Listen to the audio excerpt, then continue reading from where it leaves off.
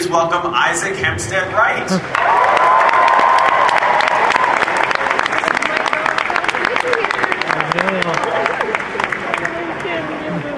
Hi, Isaac. From movies like Maleficent and Super 8, playing Winifred Portley-Rind, please welcome Elle Fanning.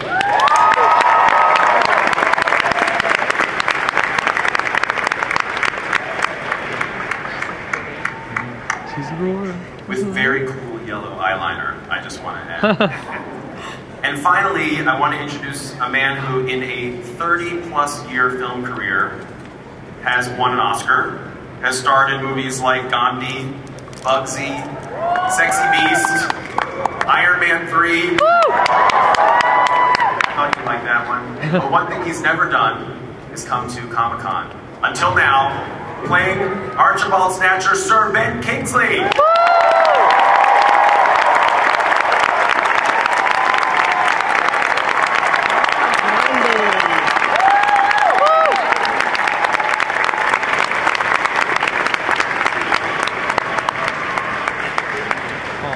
It was so fun to hear all of you in the crowd respond to that piece of film, particularly when all of the cast members were here on screen. The ones that are here and the ones that aren't, and I'm super excited for you all to see this. Travis, I want to start with you. This is based on a book by Alan Snow that came out 10 years ago called Here Be Monsters. What about that book struck your interest and led you to believe that there was a film for Laika in it? We started working on Here Be Monsters almost 10 years ago. It was a book written by Alan Snow, and it had these kind of whispers of this classic literature, the kind of stuff that I grew up loving, things like, Roald Dahl, and bits of kind of Monty Python entwined in it, Charles Dickens, that sort of thing. We started developing actually the same time that we were working on Portley-Rind, and so, thank you. It took us nearly 10 years to get the thing to the screen. It's this 500-page book. It's like a phone book. We somehow had to distill the essence of that down to a 90-minute movie, and so this guy wasn't the most efficient guy in turning it down. So it took us nearly 10 years. But in the end, I think we have something that's really beautiful. It's a poignant, moving story about what makes a family set against this incredible Victorian backdrop that explores bigotry and corruption. So it's a beautiful story. Tony, one thing that I find interesting about this is that it's a mixture of stop-motion animation, which you guys did, of course, with Portley-Rind and Paranorman, but also combined with CGI as well. How do those two things work together, and what's the precedent for that, if at all, in Laika and also just in animation in general? Well, the history of stop motion is the history of cinema. From the earliest days, George Méliès through King Kong, Ray Harryhausen, to Luke on the Tauntaun and the Rocketeer. Stop motion has been part of cinema, and I think Travis can talk a little bit about it. That the reason that Laika is to pull stop motion into the modern world. So they bring to bear all the latest technologies to which is a classic animation technique. So with the rapid prototype faces and other stuff, it's definitely looks like no stop motion you've ever seen before. And at the same time, this film is probably more so a hybrid than any other film that Laika's made. With each successive film, they've incorporated more and more technology into the process. In this film, there's probably no single shot that doesn't have some sort of CG accompaniment with it, whether it's extending the set or more atmosphere or crowding stages and stuff. And I think part of the appeal of the book was that you look for these serendipitous moments where the studio is in a perfect place and the project comes along and it's a perfect place. The scope of the book allowed Laika to use every trick they had in their bag, plus add a few. I'm going to talk about the human characters in a bit, and the human characters that think that they're trolls. But I first want to ask about the trolls themselves. Graham, what do you think it is that makes the BoxTroll characters, and we saw a bit of them in the film, so interesting and lovable? Well, for me, they don't talk. I don't like to talk a lot. They didn't talk a lot. I got an opportunity. I was finishing up storyboarding on Paranorman. It was a bit of a lull for production for the story department, and I got an opportunity to help Tony out. He was still wrestling the whole Here Be Monsters book down, and I got a chance to storyboard a sequence, which didn't end up in the film, but it was a moment when the BoxTrolls find a baby in the trash, and as a storyboard artist, it was like my dream come true in terms of a sequence to work with, because again, these guys just vertical and emote with little sounds. Everything's through the acting and the compositions, and then I got to work this whole sequence out without any actual dialogue. And it was one of those moments that just kind of clicked for Tony and Travis for what they wanted to see out of the film. That's what kind of got me rolling on the project. Perhaps the most out-of-the-box bit of casting in this film is Servan as Snatcher, Travis. I mean, because he's not exactly known for voice work, film, animation work. What made you think of him? Sexy beast. No. We wanted to get, I mean, Snatcher is designed to be one of the greatest all-time animated villains, and so he's got to have that sense of malevolence. He's got to be, you know, very intimidating, and yet at the same time, there's sort of a degree of vulnerability there. There's a humanity there, and so we needed someone who could bring all those sorts of things to bear, who could be intimidating, who could have a bit of a soul underneath it all, and bring some comedy as well. And you know, we thought there was absolutely no chance that we would get Ted Kingsley. And when he said yes, it was like we celebrated throughout the studio. Have you been asked to do much voice work or animation work over the years? No, I think this is my third. Only my third. I loved it. It was very liberating. Just to depend upon my voice to bring this extraordinary creature to life. I did most of my recordings lying down, reclining on a kind of sofa bed, because I wanted his voice to come from his belly, not from where my voice normally comes from. So it was a very relaxed recording session. And I did nod off occasionally. And just to allow the voice to come from a different place. I mean, a word that I would use to describe him is unctuous. You know, and that's helped along by the horrible teeth that he has and his big old belly. What did you do with your performance and your voice to make him that quality? I think that anyone who is constantly passed over by life, who feels somewhat ignored, who feels somewhat pushed into a corner by fate, is very vulnerable. I think he is hugely socially ambitious, and his ambitions are never quite fulfilled, so he has to invent a whole world that he can conquer in order to empower himself. So I think my starting point was a kind of longing, a kind of yearning inside him, and then it's of course covered up by the bravura, the narcissism, the voice. So I always like to find the little crack that makes a character vulnerable and build on that. It does seem like between Iron Man 3, with that whole Mandarin and the great switcheroo that character made, and now this film, which even though he is a vulnerable character, it's also really fun and funny. It seems like you're having a lot of fun in this point in your career. Is that a goal? I used to do a lot of comedy on stage when I first started acting, and I was given quite a lot of, not awards, but lots of nominations for my comedy performances, and it's something that I love doing. I love making people laugh. It's a lovely way of communicating and joining in. It's joyful, it's releasing, so I hopefully will do more comedy. Again, that'd be great. Miss L, as people may remember, the actress who did the lead voice in Coraline was none other than your sister Dakota.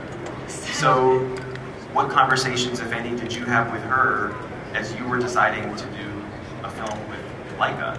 Yeah, I remember when she was you know, doing the voice for Coraline. I was really little, but then she did that over, I think, like an 8-year span, or maybe a little less, but it took about that time, because she kept going back, and they were really, you know, perfecting the voice, and obviously it takes so long to do the puppets, and that was their first one, so she was so excited, and I went with her down to Portland, and looked at all the Coraline stuff when I was really small, and I looked at all the puppets and the worlds that they created. They were all like little doll houses. So I remember going there and how much fun I had when I was young, and then for them to ask me to do one and for me to go back down and look at the movie that I did and see all the little boxes and how they have this one lady who is like special where she knits teeny little sweaters, like, and she's just like a small little knitter, you know, for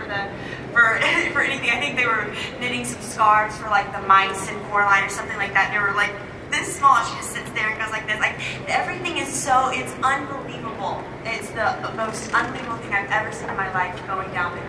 It's just a whole other world. Obviously, you've done a British accent before. Is that fun for you to do? You get nervous when you have to incorporate that? Yeah, it is, especially, you know, y'all are British, so I'm not. So I wanted to make sure that it was right, but I had a dialect coach that was there, so I remember I'd be there and Tony would be like, all right, that's great, move on, and then the dialect coach would be like, nope, that word wasn't right, so then we'd have to do it again and perfect it. But it was nice to, because everything was in the voice, so I worked extra hard on the accent just because, you know, your facial expressions, nothing can mask it because your voice is out there and that's the only thing that everyone hears. You know, you can't look in your eyes or be distracted by something else. It's what you say. Isaac, how are you doing? Look who's 2 seats over from you, Sir Ben Kingsley. We all had dinner last night. We were very excited to be sitting at the table because you guys don't really get to know each other that well. You had a couple of recording sessions together, but for the most part, you were on your own. So it's fun to see how in all of your cast members you are. It's really great. One thing that I love is that people who follow Game of Thrones know, because your character is paralyzed, you have really just your face is all you can use in that performance. With this character of Eggs, you only had your voice. Was there a particular challenge or fun in doing that? I mean, yeah, Bran is kind of limited in terms of he's paralysed, but I don't think paralysis is sort of it doesn't limit how you express yourself in any way. It's not like you've just got your voice or your face. You've got the whole body, and you know, otherwise you sorry. But yeah, I guess you, as I said, you haven't got the voice, you haven't got the whole facial expression. Well, one thing that's cool is I understand that you were the first person to come on to this film.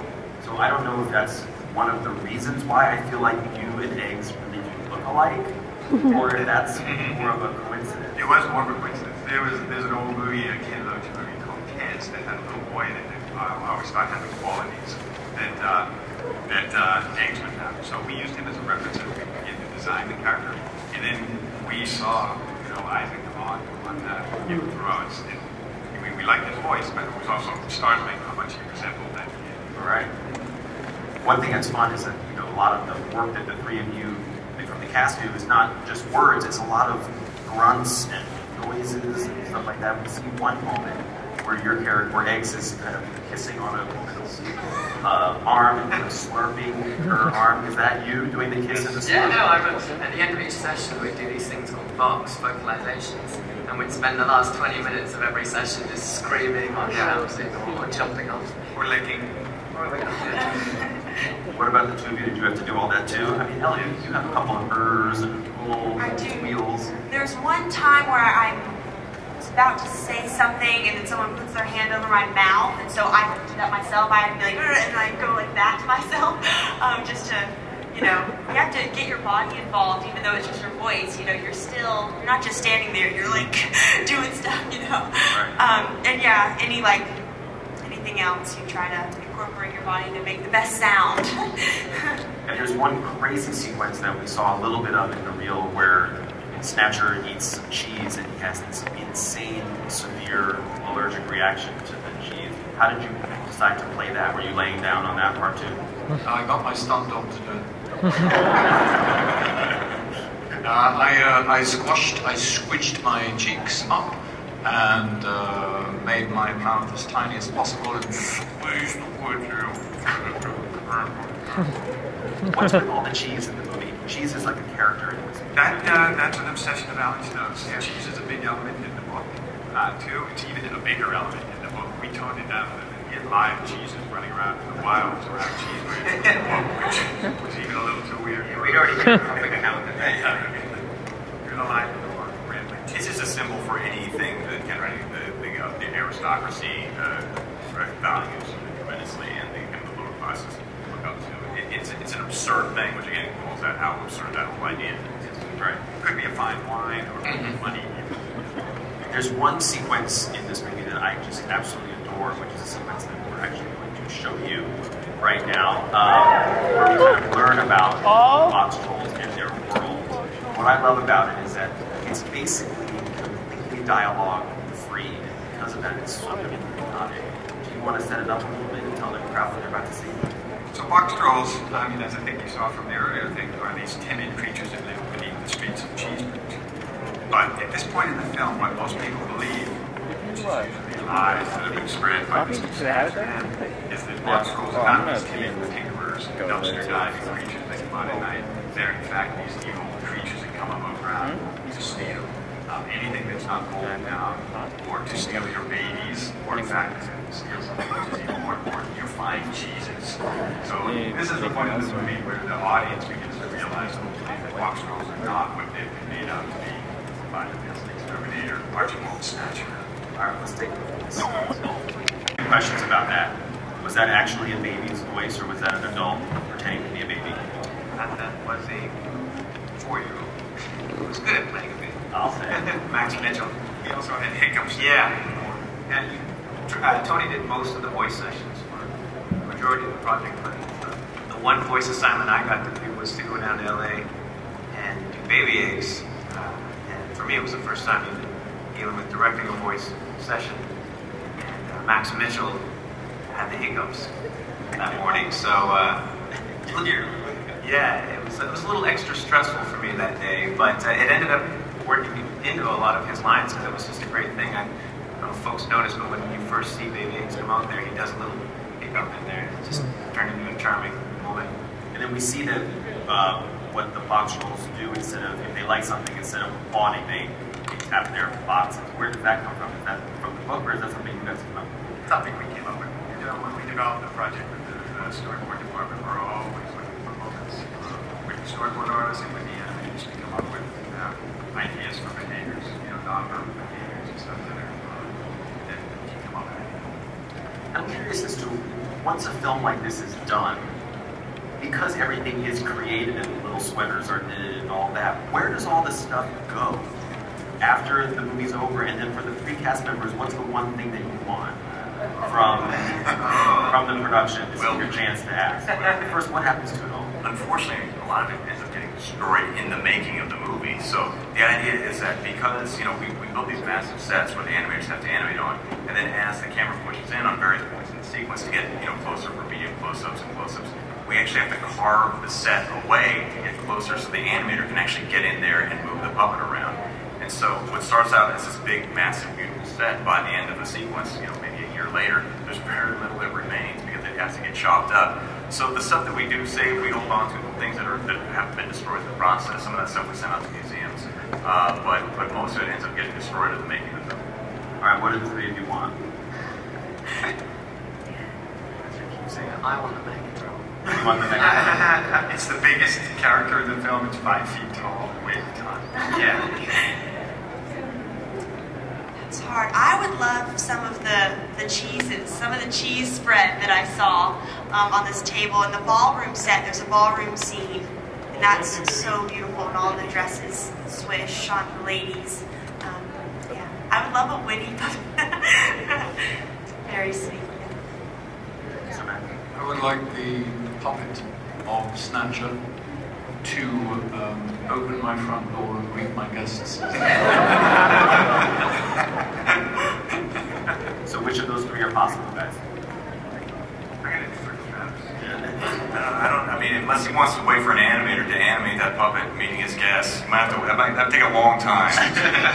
I would advise against that. All right, I'm about to open it up to the audience, so if anyone has questions, please line up at the mic. And also, I want to take a cue from my buddy Anthony Bresnikan from the Giver panel the other day and say, if you're shy and you have a question, you are welcome to tweet me at Dave Parker, and I will look at some tweets. If you don't want to actually come up to the microphone, I'll do that too. But before I do, I want to ask about Tracy Morgan, because we saw him in the film clip. And, how did you guys find him, and how did he fit into this cast of mostly British actors? When we first recorded him, he used his normal voice, but insisted that he'd been studying an English dialect for a long time. And he said, "How do you like my English? How do you like my English accent?" Over and over again. He couldn't believe that he was in a movie with Sabet. He kept, "I'm in a movie with Sabet." He kept saying that. I said, "Okay, can we record now?" His character was initially conceived of as like a quick guest appearance, and he was only supposed to repeat over and over the words, "Very nice, very nice, very nice." And we recorded that. It was very funny. But the stuff that he added to it, ad-libs that he made us not want to limit the character to just those 4 words. So we started to write for him a lot more, and he brought a lot to it. Yeah, he ended up inventing a lot of that, what that character became. He's like this diminutive Victorian Terminator. And, he brought a lot of the things that ended up incorporating the character, and they kind of ad-libbing that stuff through the vocal switches. Yeah, and he has this weird idiosyncrasy where he narrates exactly what he's doing. So he'll say, "I'm flying on a cage," when he's flying on a cage. "I'm swinging on a chain," when I'm swinging on a chain. He goes, "We burrowed into the earth," and stuff. Yeah, it's very clever. And the crowd was also quite excited to see Richard Ayoade and Nick Frost and Simon Pegg.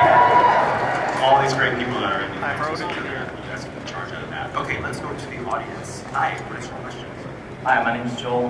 Big fan of everybody on that table. Thanks for everything. My question is for the actors. What was your favorite scene to do? For me, well, my character, she's a little spoiled, a little bratty, and that was very fun to do. When my character first goes down into the BoxTroll cave, she's very surprised because of how scared they are, and she's like really angry because she's also obsessed with kind of gross, grotesque things. And so she's like, "Where's all the blood?" And she's like screaming, and all the BoxTrolls are all scared of her because she's so loud.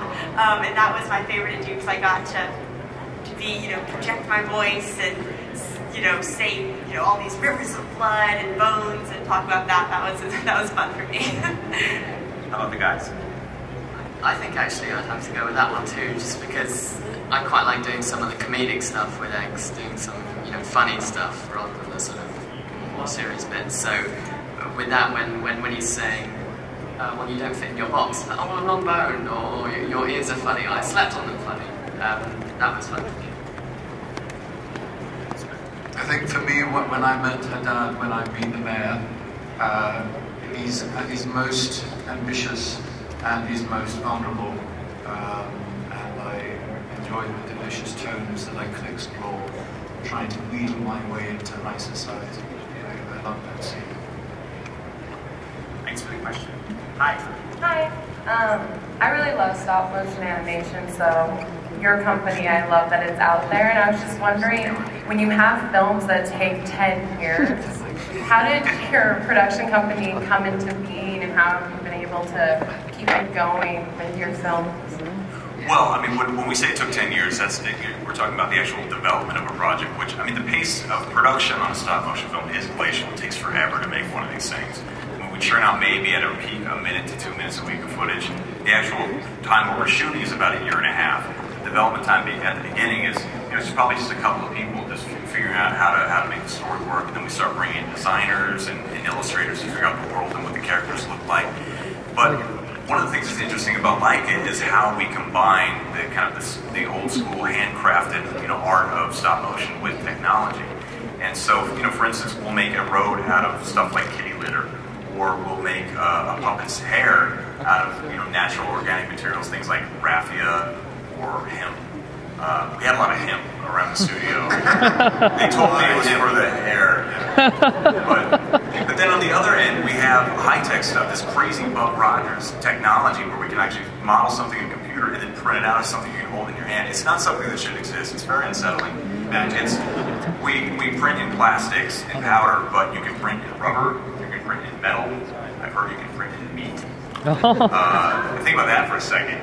In meat and metal, that's the stuff of nightmares. I mean, that's when the machines rise up against us. That's what they're going to use to build their vast cybernetic armies. And the streets will be littered with human remains. So in the meantime, we're just going to use it to make cartoons for the family, for the kids, for the children.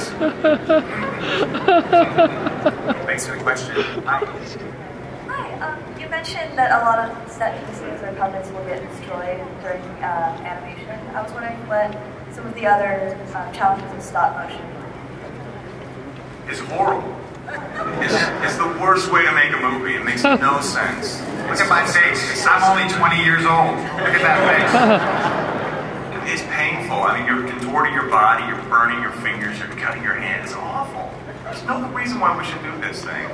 And yet, on the other hand, it's beautiful. To me, it's the most stunning way of film. It's the most beautiful way that you can experience a film because everything has intent. Everything comes from the mind and the hands of an artist. Every single thing is designed, built, and manipulated by artists' hands. It combines everything I love, photography and design and sculpting and lighting and painting and acting and music. It's just an incredible art form that is so rare, but it's also incredibly beautiful. So it's worth the pain. Yeah, amen.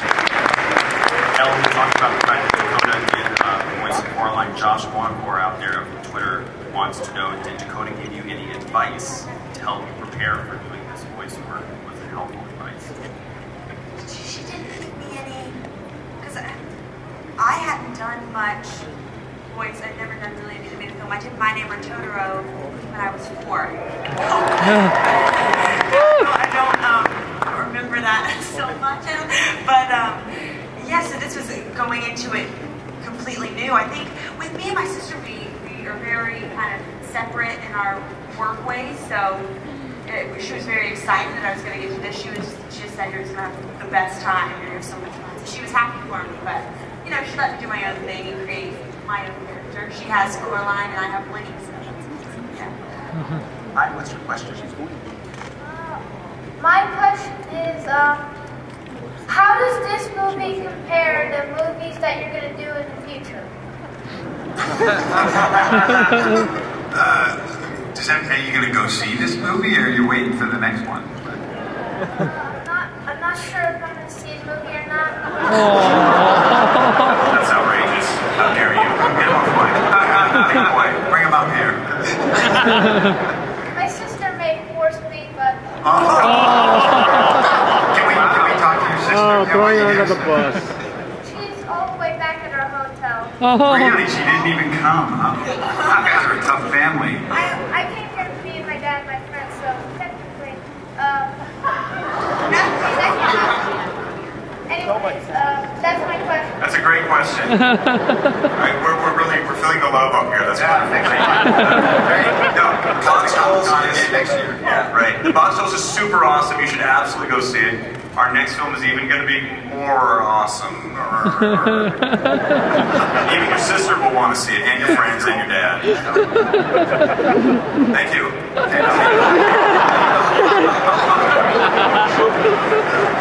That was great. Hi. Hello, what's your question? Yes, I was just wondering, between Coraline and Paranorman in this film, there's sort of a darker, more twisted sense of humor in your stuff than in other animated fare. And I was just wondering what drew you to that type of storytelling approach. Well, I think our perspective is that, we're drawn to the kind of stories that we love, the kind of things that we grew up watching and loving it, that end up kind of shaping who we are. And I think that the best kind of storytelling is dynamic storytelling. It has a balance of intensity and warmth and darkness and light. And I think, unfortunately, not just in animation, but in filmmaking generally these days, that is missing in large measure. And it's something that we feel is important to telling a good and powerful story. And so while I think we want to make something different every time out that doesn't look like what we've done before, we also have elements of that in our DNA where we're always going to tell those kinds of stories that have that kind of balance. Thank you. Hi, Yes. It's really wonderful to address all of you, especially Sir Ben Kingsley. You've been an inspiration to me as a performer since I was a child, so thank you for being here. What I'm interested from the actors, in that you've had so much experience doing, live work with your bodies, and now this totally different experience. Do you find it more limiting or more freeing to work with just your voice? I find it more freeing. The beautiful puppetry takes the human form beyond its known limits, and the great thrill is that one is allowed to take one's voice beyond its usual limits too. So I found it very exciting and very freeing. How about the other two? Yeah, that's the point. I think you can't really go all out with it, whereas the live action is kind of, it's not actually that big a part of the final performance, and a small fraction that makes up the final performance. So yeah, it's great to just be able to sort of go 100% with just the book. Yeah, with your voice you can kind of get out of the box. Knew it was coming sometime. Yeah, try new things, I think, and no one can really, it's not, there are no other actors around you where, with this, you're just going line by line, so you can really just do that line as many times as you like to perfect it, and to me, I'm really into all the details, so I love all the specifics of it. There's a purity to it. It's incredibly difficult, I think, to get a great vocal performance. So many actors can use their body and their faces. In animation, they can only use their voice, and so I think there are few actors actually that can just hone all their talent down to that one instrument. And we were fortunate in everything that we've done that we've got extraordinary actors who can do that. Is it harder, guys, on the days where, obviously on the days where you're by yourself in the studio, you have someone reading the other lines, I would imagine, but is it harder when you're the only cast member there? Do you feel more self-conscious in a way that there's no other actor to play off of? I'm still a little bit worried by Elle's phrase, there were no other actors around. I quite like actors, actually. They're nice people. No, it is actually rather good to imagine what you're playing off, rather than have it there. I'm very dependent on the other actor when I'm working, and so much of my performance is defined by the other. And only on one tiny occasion did I have the joy of working with Isaac. All the rest of the time I was on my own. There was no other to promote me, so that was, you really have to push your imagination to the limits. Hi, what's your question? My name is Greg, and I have a strong love for Walter Park's work as well as Ray Harryhausen. And I was wondering if there was a coincidence between the cheese connection in this movie as there is a cheese connection with like Wallace and Gromit. They're both English sources, so I think some of the English actors could help us. What is this obsession? Yeah, what's with the cheese going on with that? Because of the cheese. Come on. Cheese is universal. Yes. It's one thing we can all agree on. If there's one thing that can bring peace to the Middle East, it's cheese. Thank you, Obama. You just solved all your problems. Hi. Hello. My name is Carolina. I'm a Folsom student, and I love stop motion animation. I don't think I can do it myself, but the footage looks incredible. I was just wondering, which program do you guys use to edit the stop motion, and can you talk a little bit about the editing process?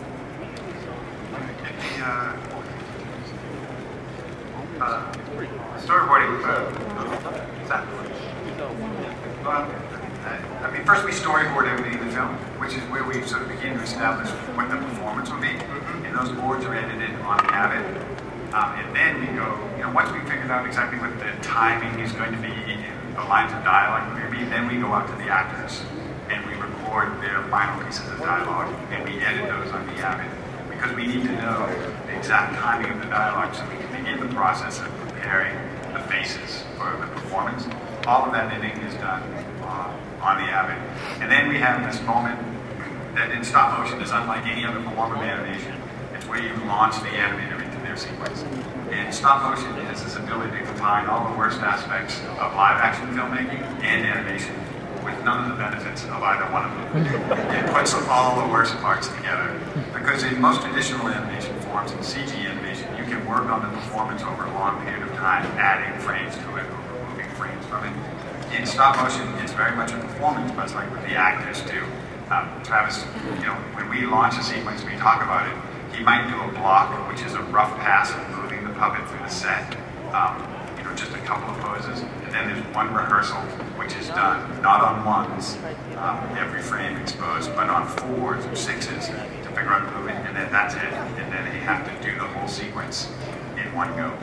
That's all shot. I mean, the technology nowadays is amazing. You can make a movie with basically the same kind of tools that we used to make the film just by going into a camera shop. We use digital cameras to shoot the movie, a Canon 5D. You can go to a camera shop and get that right now. You can download the software that we use to shoot the film, drag it right from the internet. It's stuff that exists that anybody who is Jones for making stop motion, it's all there. The information's out there. Unlike when we were younger and we're just nerds in isolation in our parents' basement trying to figure out how it worked.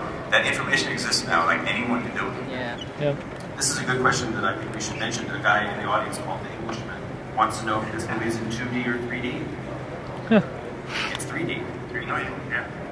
It's 3D. For the next film, we're going to use 4D. An extra D. No, we shot the whole thing. There's some films that they shoot. They don't shoot natively in 3D. They do that in post-process, which is ridiculous. Boo!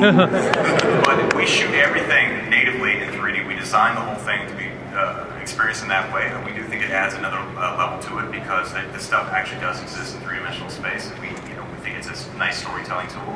But we also have a 2D version for for other theaters and for home video and that sort of thing. Hi. What's your question? Hi.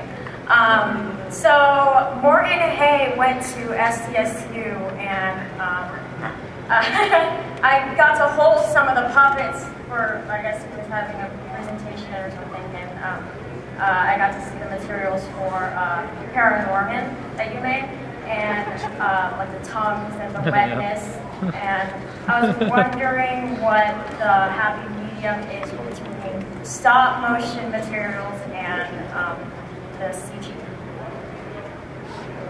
It's really whatever tool makes the most sense. I mean, we're not purists in the sense that every single thing you see on screen has got to be made by hand, but almost all of it is. And we try to get as much capture as much in camera as we can. There's some things that we just can't. Like we have this big ballroom scene where we have dozens and dozens of dancers. There was only some of them. You couldn't physically build all those puppets, and so we do some stuff practically, a lot of the core dancers, and then we have what we call digital extras, which are CG puppets that we use to fill out the world. So whatever tool makes the most sense to make the film look as beautiful as it can be. Hi, my name is Jen. I'm an assistant decorator. I wonder if you could speak to the difference for doing stop motion animation and making the sets as opposed to doing live action set design. It's smaller. I mean, in every way, it's very similar to production in live action. It's a real set that you light with the same kind of lights and stuff. It's all just in miniature. Oh, I like this question. The question is whether the actors ever got to see any of the animation taking place, or was it all kind of work? You ever get to watch that? We would bring footage to the recording sessions and show you what had been done. They just, When I went down to Oregon, the animators were on the sets, but they stopped, obviously, and I came in, they were telling me the sequences they were doing, so they were kind of in between it, but I didn't get to watch them in their zone. Hi, what's your question? Hi. I'm a writer, and I was curious about the script. For animation, do you add in, like, Sir Ben Kingsley at this point, like, makes a loud gasp or farts or whatever at this point? The scripts for animation are usually very fat compared to other scripts because we write a lot of descriptions so that we have it accessible when we go to the recording sessions. And it helps to write down, if you can imagine that at this point you want a growl or a grunt or a gasp, it helps to have it in there so that the actor has the context of what that, like Isaac said, that vocalization that we want, which has to sound like this, like a man whose face is forward. We write that in the script in a much more descriptive way than you would in your average live action. But not a fart, the same three words.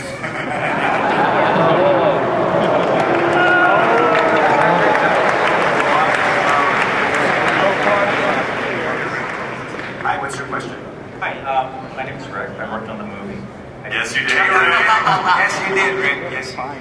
Anyway, I did some 2D animation, facial animation studies for it. But I just want to, first of all, thank you for the opportunity to work on the film. It was awesome. Laika is an incredible company. So I want to thank you for the honor of that. But also I wanted to know if you have plans to use 2D more in your films in the future.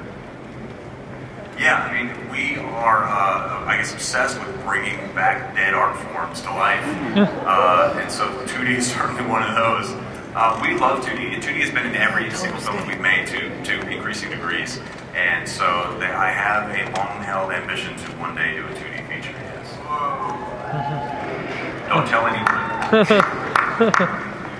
Okay, with our last few minutes, there's another final piece of film that we can show everybody. This is a great little moment that plays at the end of the movie featuring Nick Frost and Richard Ayoade characters. And someone else is in it too. You want to set this up fast? Spoil it, Dave. This is kind of towards the end of the film. We have some kind of little extra that we put on there. It's our two guys who are waxing philosophical about the meaning of the universe. In the film this time. So listen, before we all go, we all had an idea involving one of your cast members who obviously could not be here with us today, and that's Tracy Morgan. Yeah, a very dear friend of ours, Tracy Morgan, was recently in a terrible accident. And thankfully, he's home with his family now, and he's recovering. But I found that there are few things that are more restorative than love and positive vibes. And being that I've come down to Comic-Con now for 5 years running, and I've not found a community that is as loving, as giving, as generous as the Comic-Con family. And so if you could join me in sending our love out to Tracy for a full and speedy recovery, big "We love you, Tracy," thump your chest like a box troll on the count of 3, that would be wonderful. We're going to videotape it and send it to you. There we go. On the count of 3, we love you, Tracy. 1, 2, 3. We love you, Tracy!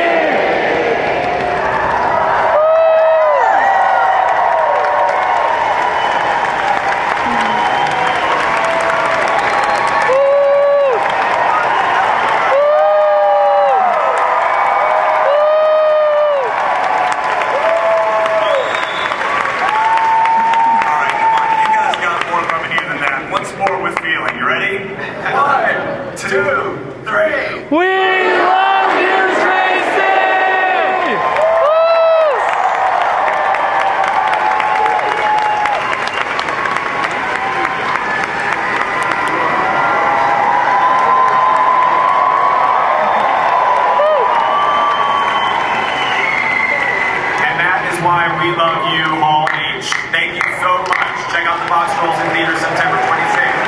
Bye, everybody. Thanks so much.